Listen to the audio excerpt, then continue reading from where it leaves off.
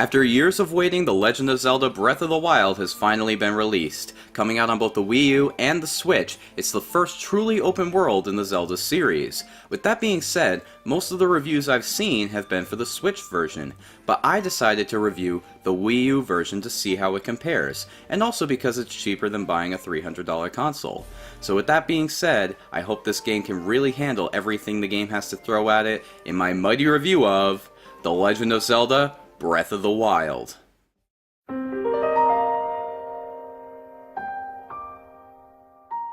Before starting this review, I have one question to ask.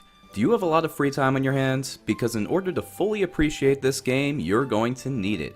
This world is absolutely massive. I know that's what everyone says, but seriously, I looked it up.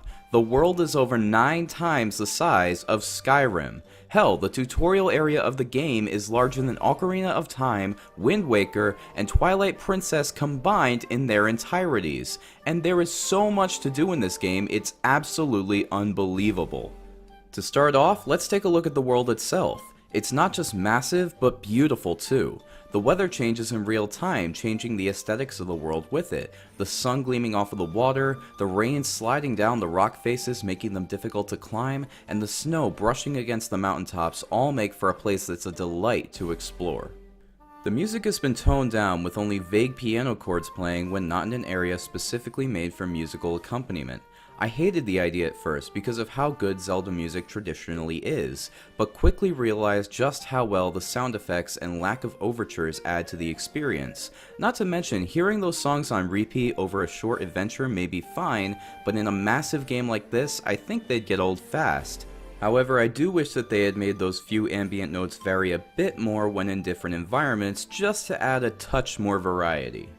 Character designs are all unique and varied, and the animations are fantastic as well. They even have their own daily routines. They don't just go to one place, perform an idle animation, and then head to bed. They have multiple activities to tend to throughout the day. And the amount of conditional dialogue is unbelievable as well. So many little details are taken into account and everything comes together to create a Hyrule unlike any you've seen before.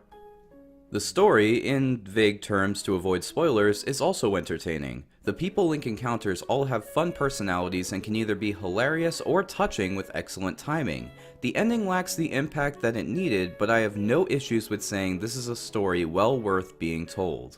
I can't speak about the story much more without spoiling anything, so let's discuss the gameplay. The difficult thing is knowing where to begin. There is just so much to do, it's unbelievable. But again, avoiding spoilers, I won't go into everything, just enough to let you know what it's like to play. And Breath of the Wild plays like the best parts of some of the best games ever made were all rolled into one and given some Zelda magic. There's the combat system reminiscent of Dark Souls, the tower system of most Ubisoft open world games to reveal new portions of the map, the hunting, gathering, and cooking of Monster Hunter, the large open world of Skyrim, plus a whole bunch of other games all wrapped up in a Zelda skin. The amazing thing is that nothing feels really derivative. In fact, it all comes across as completely original. The reason for this is the main mechanic driving the gameplay: exploration. After a tutorial-esque beginning, you're set loose into a world with only a few ideas of where to go. The world isn't just big, it's populated and a delight to explore. Everything leads to something, and when it doesn't, you still get a sense of accomplishment because you feel like a real adventurer on a quest. This game has gotten unanimous praise, and I think I can say why. Nothing in Breath of the Wild feels like a video game. You're given vague goals, but the purpose of the game isn't to check things off a list until the game tells you it's over, but rather to go out into a unique world and try to discover everything it has to offer. Now for some slight specifics, the game has a combat system that will kick your ass. The enemies hit hard and you'll likely die a few times before getting the hang of it. But there's always a way to beat the challenges you face. Sometimes it involves getting the right weaponry, other times it's the proper armor or elixir to power you up before the fight, or maybe you need to skip the fight altogether and just sneak around your foe to reach a goal. However, more often than not, you'll just need to invest time and practice until finally being able to beat a tough enemy with your own skill. On top of this, while armor doesn't break, weapons, shields, and bows all do. At first, this was really annoying, constantly needing to find new weapons just to fight and get more weapons, but after I got used to it, I love this idea. They do break a bit too frequently, and I wish there was more than one indestructible weapon in the game, but forcing the player to constantly change their weaponry during or between fights means that combat stays engaging throughout the entire playthrough. When not in combat, there's also shrines to find that act as both fast travel points and mini dungeons that dispense this game's equivalent of heart pieces. These challenges range from simple mechanic tutorials to absolutely mind-bending puzzles to tricky combat challenges and even some side quests and mini-games. These are some of the best parts of the game, and finding a new shrine when in the heart of enemy territory can sometimes feel like a godsend. I don't want to say too much more for fear of spoiling anything, but just know that while Breath of the Wild is a fantastic game, it isn't flawless. The game does have those glaring frame rate issues everyone has mentioned. I actually can't exaggerate how often it drops to below 20. This could be because I played on the Wii U, but I'm told it's not much better on the Switch. It doesn't affect the gameplay really, as the frame rate is somehow most consistent while in a fight, but it definitely hinders an otherwise beautiful world and takes away quite a bit of immersion. The energy meter is also a concern. You know, everyone's least favorite part of Skyward Sword. I get that it's limited to make sure players don't have an infinite ability to run from battles, but when exploring is 90% of the game and the battles are more like 5, I'd say priority should be given to the better movement over increasing combat challenges. Not to mention you expend more energy climbing quickly than at a normal pace. That may make sense in the real world, but I shouldn't be able to check my phone with one hand while playing a video game with the other.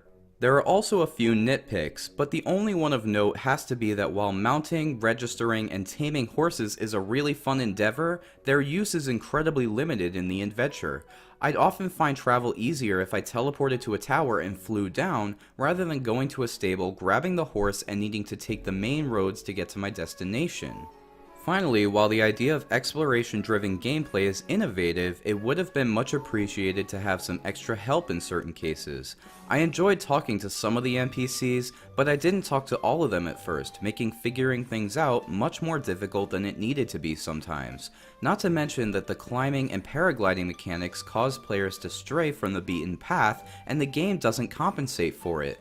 This is the problem with making a world this big. While it's fantastic to explore the first time around, going back to complete side objectives and see what you've missed loses some of that magic and feels slow by comparison.